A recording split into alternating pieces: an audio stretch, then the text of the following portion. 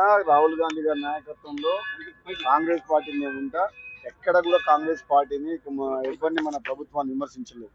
కాకపోతే ఒకటి ఏంటంటే కాంగ్రెస్ పార్టీలో బయట నుంచి వచ్చిన వ్యక్తుల ఆధిపత్యం ఎక్కువై నిజమైన కాంగ్రెస్ పార్టీ నాయకులు కార్యకర్తలకు అన్యాయం జరుగుతుంది అనేది నా భావన.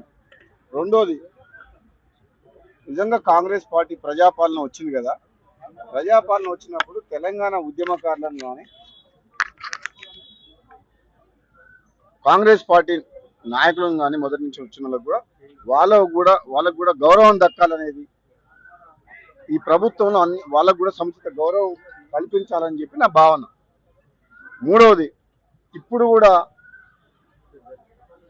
సీమాంధ్ర పాలకుల సీమాంధ్ర మీడియా చెప్పు చేతల్లో మన తెలంగాణ కాంగ్రెస్ పార్టీ కానీ గవర్నమెంట్ కానీ నడపొద్దని.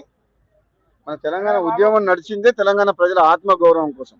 సో అదే ఆత్మగౌరవాన్ని నిలుపుకునేలా మన ప్రజాపాలన చేసుకోవాలని, ఆంధ్ర పాలకులకు వాళ్ళ చెప్పు చేతుల్లో మన ప్రభుత్వం ఉండకుండా పేదరికంలో ఉన్న మన ప్రజలకు మనకు సేవ చేయాలి తప్పితే వాళ్ళ పెట్టుబడిదారులకు కాంట్రాక్టర్ల కోసం ఈ ప్రభుత్వం పనిచేయొద్దు అనేది నా భావన. అంటే ఒక మంచి ఉద్దేశంతో కాంగ్రెస్ పార్టీ ఎక్కడ ప్రజలలో బలహీన పడుతుందనే ఉద్దేశంతో ఒక కాంగ్రెస్ పార్టీ సైనికుడిగా ఎంతో మందికి అన్యాయం జరుగుతుందన్న భావన ఉన్నది కాబట్టి వాళ్ళందరికీ ధైర్యం చెప్తూ తప్పకుండా కాంగ్రెస్ పార్టీ కార్యకర్తలకు న్యాయం జరుగుతుంది. ఇప్పుడు కొంచెం అటు ఇటుగా ఉన్న ఎక్కడికైనా తప్పులు జరిగినా కానీ జరగొద్దని నేను మాట్లాడినాను. కాంగ్రెస్ పార్టీ ద్వారానే తెలంగాణ వచ్చింది, కాంగ్రెస్ పార్టీ ద్వారానే తెలంగాణలో పేదలకు న్యాయం జరుగుతుంది, కాంగ్రెస్ పార్టీ ద్వారానే తెలంగాణ రాష్ట్రం అభివృద్ధి చెందుతుంది.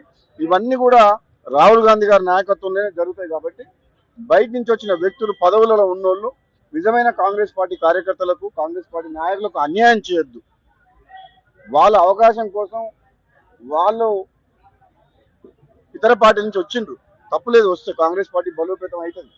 కానీ కాంగ్రెస్ పార్టీకి వచ్చి కాంగ్రెస్ పార్టీలో ఉన్నోళ్ళనే అణచివేస్తాము, అగౌరవపరుస్తాము, అవమానిస్తామంటే అది మంచి పద్ధతి కాదు అని చెప్పిన. Thank you.